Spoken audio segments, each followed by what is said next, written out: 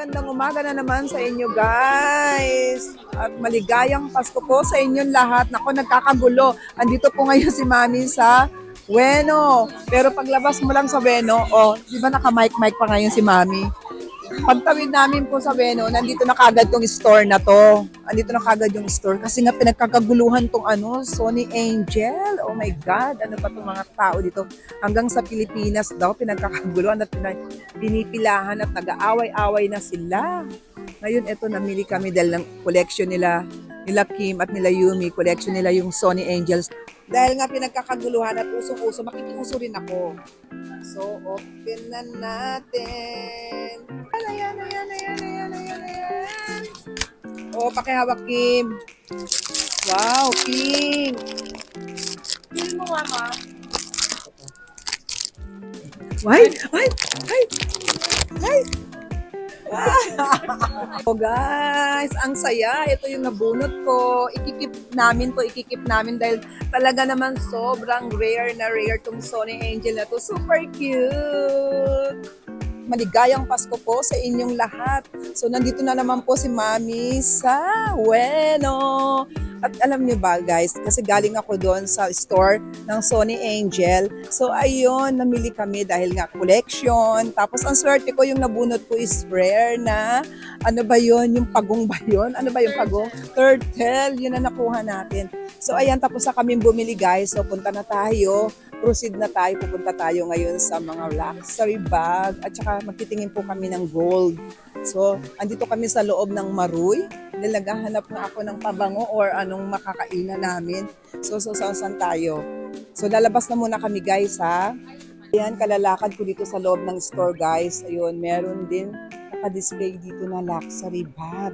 Ito, tignan nyo 20% off. Uy, ito magkano na to? Itong drawer Ay, 49,000 yen. Uy, cute yan. Oo, yun. Cute yan. Ito, silin. Meron silang silin. Mga vintage na to, guys. So, pati itong Louis Vuitton nila. Oh my God, naalala ko. Ito yung unang-unang Louis Vuitton ko. Ganito. Binenta ko ng 10K noon pa. So, ayan. 79,900 yen. So, ayan siya. Ano pa yung mga naka-display? Grabe.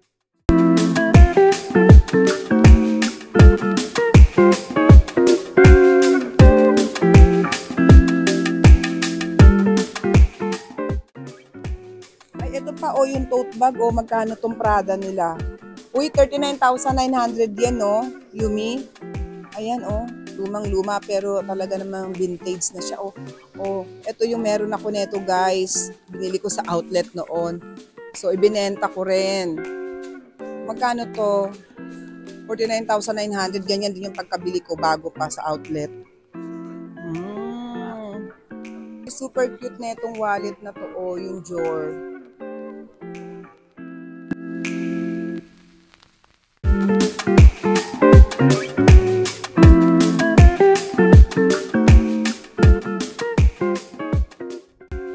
Store niya dun sa loob, ang mga tinda nilang bag guys, vintage na at saka medyo luma na. So pinunan ko lang ng konti pero ito lakad na tayo. So ano unahin natin? Punta muna tayo sa mga gold. Tara guys, let's go. Ang cute netong guys, netong mic na dala ko diba? Samot Kim to in-order, Kim.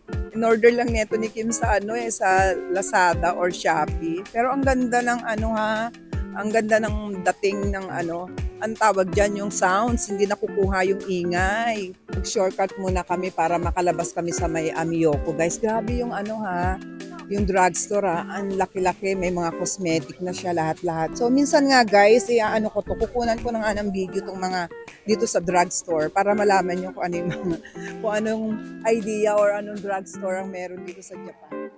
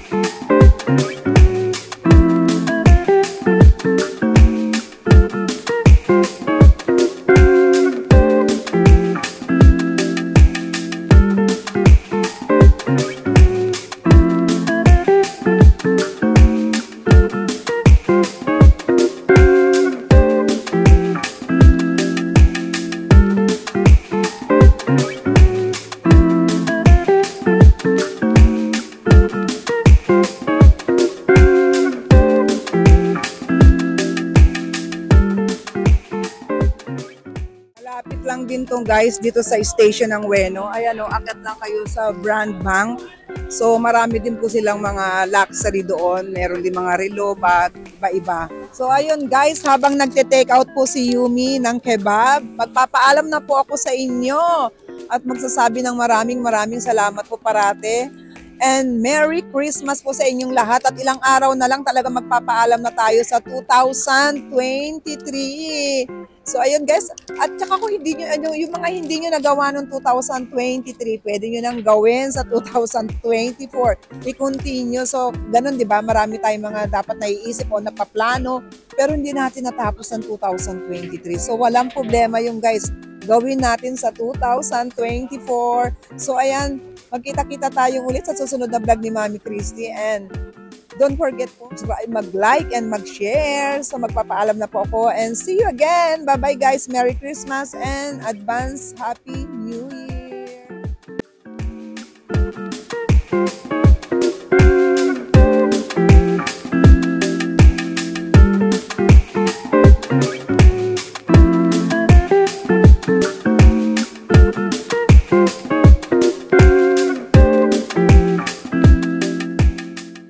Si Yumi ang tagal. So, nandito na kami guys. Nakabili na kami ng ticket. Ang binili namin ticket yung green car.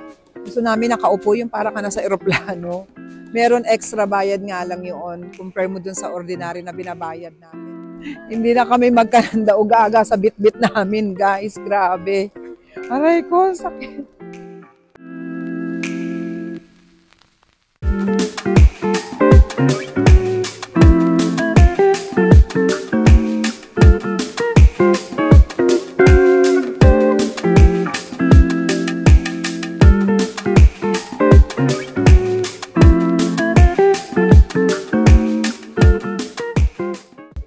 Sabi namin bumili kami ng ticket ng green car.